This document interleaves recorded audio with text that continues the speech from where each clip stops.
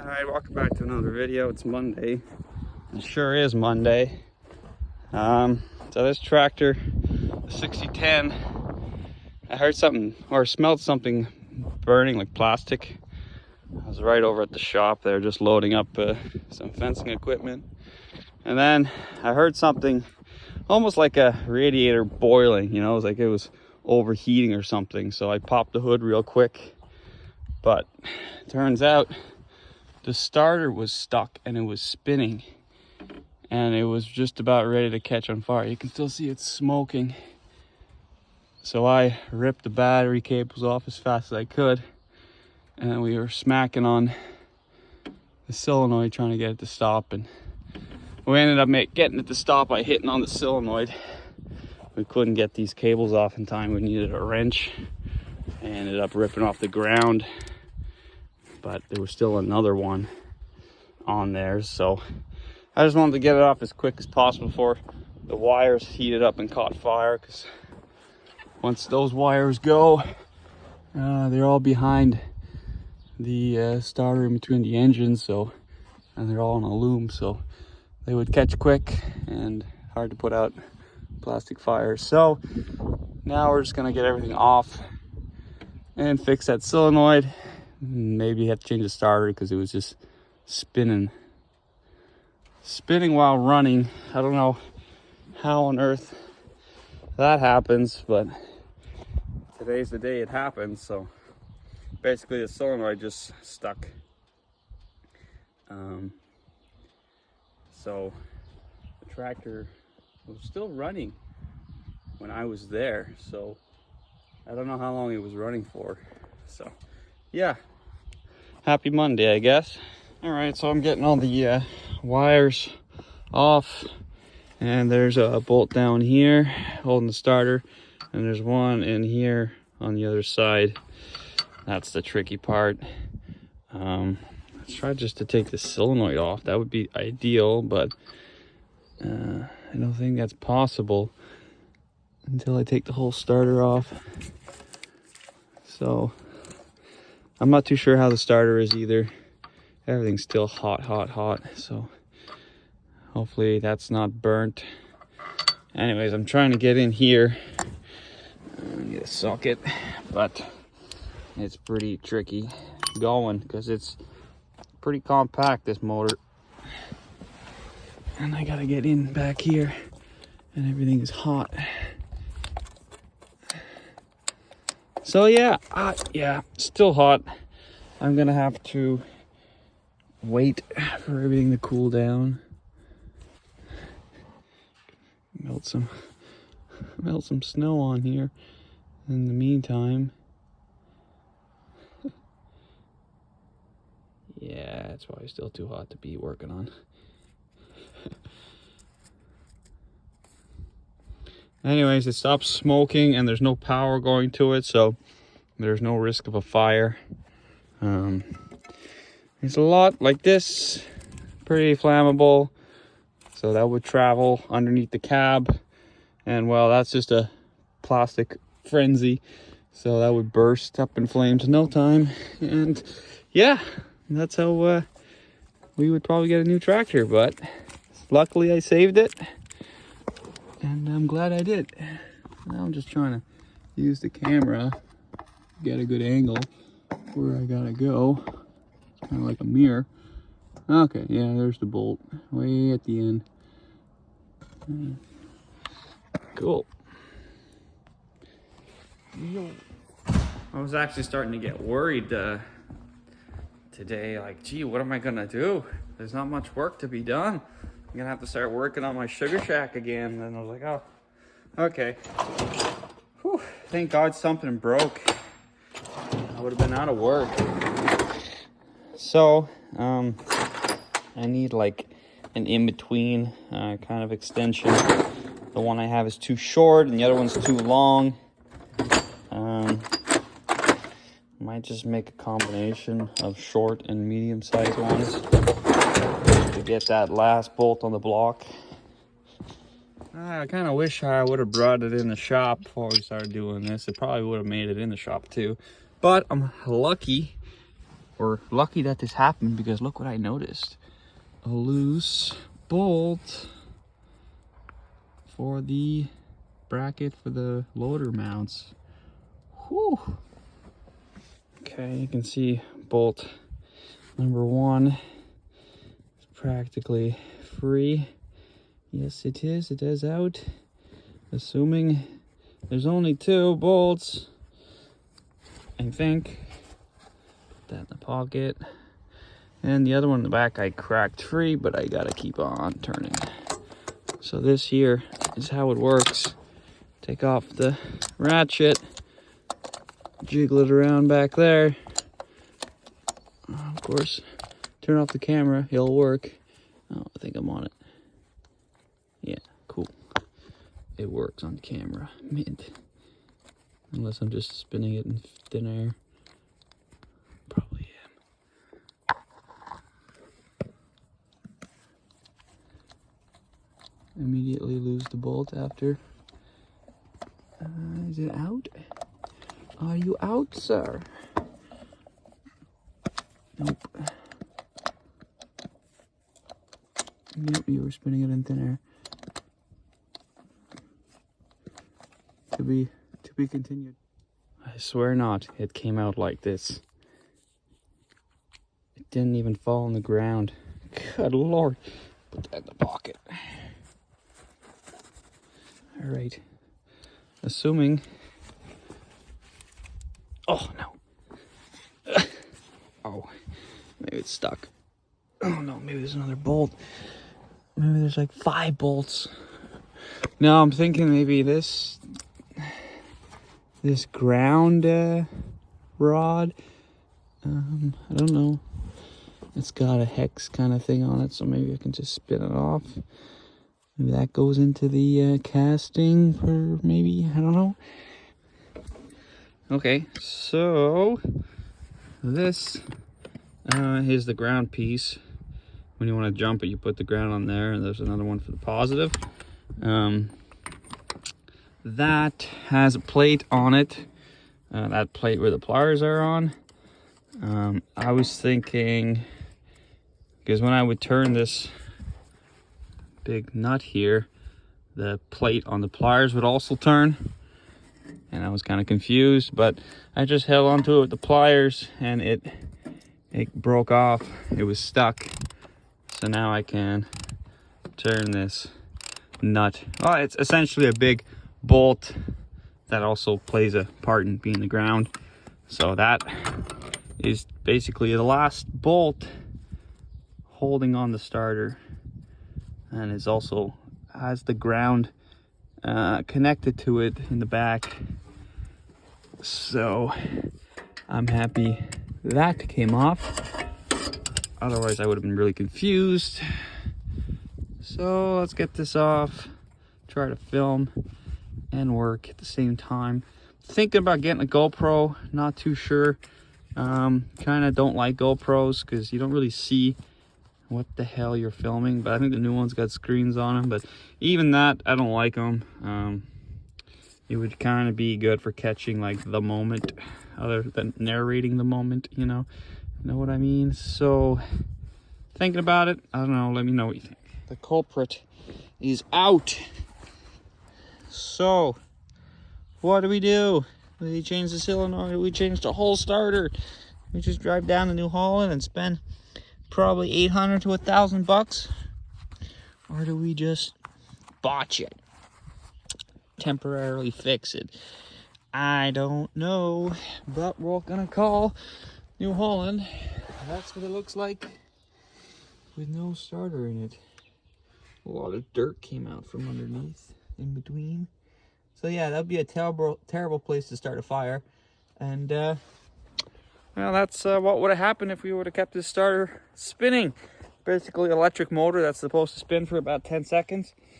And it's not designed to spin for like 3-4 minutes or 5 minutes or 10 minutes or an hour. So then it heats up, gets really hot, and everything that can melt starts to melt and makes a fire. So yeah.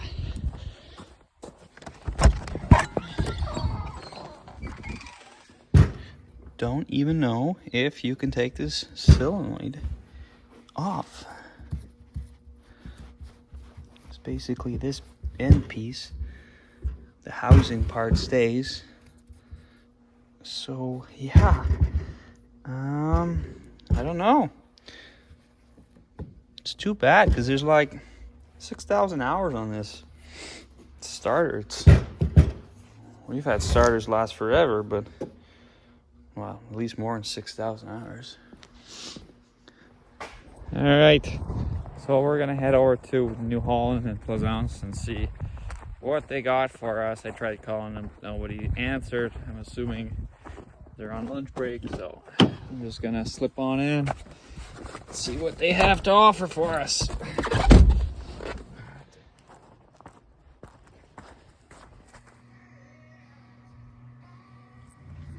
All right, so they didn't have one in stock. Surprise, surprise. We got a reman one on its way. Should be here by Wednesday. It's $500, so not the end of the world. It is remanned, but I don't think it makes a difference if it's new or remanned. So hopefully we get a good reman one. Sometimes you get bad luck and you get a bad one, but at least we got something on the way. So in the meantime, we're gonna put everything back. We're gonna try to run it like that. Hopefully it doesn't stick anymore. And we might just try to get it running, take the loader off, put it on the 60/30 because those loaders are compatible. So we'll try to do that and see if we can, well, we'll get it by Wednesday, so there we go. All right, it's back in. There's really nothing I could do with it. I thought I could do something. That's why I took it out. I thought I could maybe change the solenoid or swap it out, but it appears I can't do anything. So we're gonna just put it back in and give her another shot. Hopefully it fixed itself. I just gotta remember where everything goes. That's why I made a video. All right, so we almost got that tractor all finished for now. As for Devin, he's been working on the air compressor. I don't know if you remember, in most of the videos you hear the air compressor sizzling, making noise. So it's always been leaking, so we've always been turning it on and off. And finally now he's gonna get around to fixing it. He got a new pressure switch, but the one he got from Napa is a piece of junk. He installed it all and it leaks. Not anywhere from any fittings or anything, just from the actual housing itself. So it's another piece of junk. So he's brought it back and he's gonna get another one. As for me, I'm repairing what I ripped off in the frantic rush I was in, trying to get the power disconnected when it was spinning. So I ended up bringing it off the ground. It did nothing. There was another ground here that was actually for it. So we ended up just unbolting it quickly, and that's kind of what stopped it. So it's gonna get this taped up and we're gonna put power to it and turn it over and see if it does it again. We're just gonna keep everything loose so we can yank it off if it keeps doing it, but hopefully. All right, that's how it's supposed to sound. I don't know, man. Now I don't even know if I should like change the starter or I should just, it's always like that. I'll get the starter in 3 days and it probably will never do it again. And then I'll say, no, I don't want the starter, cancel it, and then probably Friday at 5 o'clock it'll spin out again. So I don't know if something was off, maybe a little wire, because there is a little wire that goes to it. I don't know if that was off, if that would do anything, but I don't see why. So yeah, I'm kind of just wondering what I should do. Maybe we won't tighten this as much so we can yank it off if need be. But then I don't know if we should or not. I'm gonna tighten it just a little bit more. So yeah, that kind of wrecked the whole day. I should have just tried it again. I should have just not touched anything and tried it. But like, I didn't want to really risk trying to burn this tractor down every time. So that's another thing, because it will catch on fire if it heats up enough. So that's the big problem. So yeah, well, we're gonna call this pending, or I don't know, fixed for now.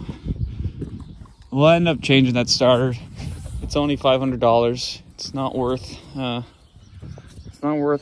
losing a tractor over. So as long as we have a tractor for feeding tomorrow, that's all I'm really concerned for right now. So we'll put all this back together. All right, the goal of today was to work on this hay wagon and get those lights fully wired and installed. But if you recall, in a couple videos ago, we had our coverall is always piling up with snow, and it currently is full of snow again. But we built this snow removal tool for the front end loader. It's kind of a big pole that goes on the front end loader that's just rubber, so it scrapes all the snow off the tarp. Anyways, I went to use this Sunday, and she went sideways on me and snapped the pole.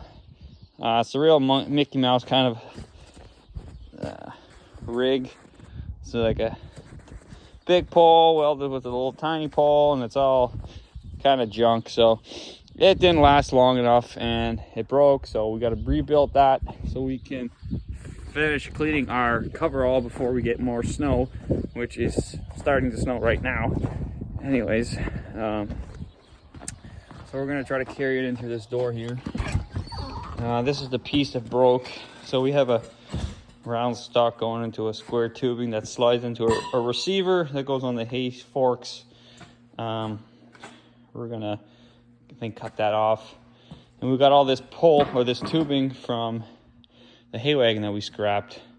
But this is pretty good tubing, so I'm gonna make some bushings so we can slide the two in together to make them longer and stronger. And then we're gonna weld some bracing on it so we can hook some chains to it and make it strong, kind of like a bridge.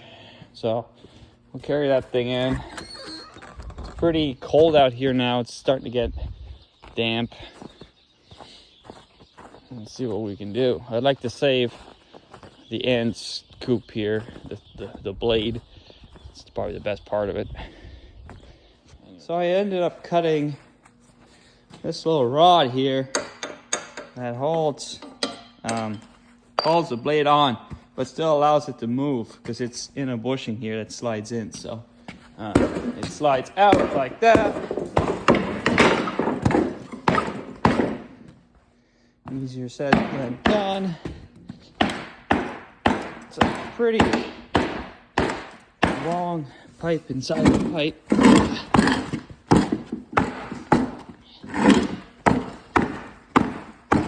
To be definitely having a heyday with the compressor. Anyways, this is where we're at. Pull into the tubing, into the big tubing, for this to slide on to. I'll slid right on. Now we're gonna go to this end and weld the bushing, that bushing, so that we can weld the receiver piece onto it without having to cut out all those welds. So we're almost done. All right, so the bushing and the two pipes were welded together, nice and hot. So that's the receiver end.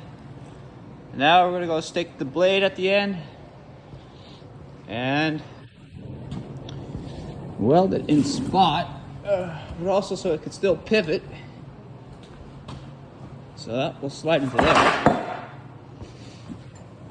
And we need a rod that, how does that work again? Oh, I'll have to figure it out. Anyways, there's a rod in here just so that doesn't slide out, but it could still pivot a little bit.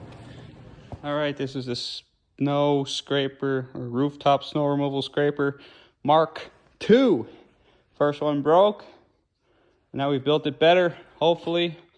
So we got our chain with a bear claw, tension that part at the same part where the chain will come in from 2 points. It'll connect in the center into the receiver on the bale fork here, and then we'll connect it to one side, each side with the chain, just so that we don't get that swinging effect. I don't know if that will actually do it or not. I'm thinking this might have to be solid, so that it cannot go through. I think that might be the problem. But so all the weight is really pushing down, transferring there, transferring here. I don't know if we need another tower, like another brace from there, kind of holding. Yeah, that we could do. We could add another, put a tower on the forks and run another chain to here to give that support in the middle, because right now there's a lot of stress right here, and I'm thinking, I don't know, we'll see. We're gonna have dinner, then we're gonna come back, finish it, and test it out. All right, this is it, the moment we've been waiting for. Will this work? This is pretty loose. This is my only concern. But as I tilt it in, it should get tight. This is tight. This is good. But I don't know. We'll see. Maybe my welds will break. Taking the risky tractor. Well, it's kind of hard to see, but that's how it is. It's nighttime. But it's working. I don't know if you can see it at the end there, but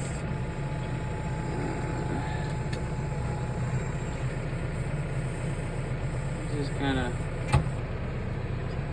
back up and let her down, and she does the trick. She's just a little bouncy, it seems. Still, you gotta be really careful when you lift it up. It's a little inch on the joystick, it's like a foot on the end, so we just kind of tap it down and kind of make like a little avalanche. But it's hard to do while filming, I must say that. Alright, all that snow on the ground is what we pulled off, pretty much. Pretty good job. Of course, we'll have to try it in the daytime. We got a little bit more to do. Alright, well, I broke it. Plywood broke. Didn't think I could break it. Guess I pulled on it too much. And yeah, hopefully the angle iron didn't get the tarp, but I don't think it did. As for the rest, oh, everything seems to be holding. Yeah. It's just really, really sensitive just because it's so long. But everything until this seemed to be going all right. So we will fix and repeat tomorrow. The whole idea of me bringing this tarp off for the second time is so that we can finally tighten the ends on the tarp so that it doesn't happen every snowfall. That's kind of the idea. So we'll fix that tomorrow.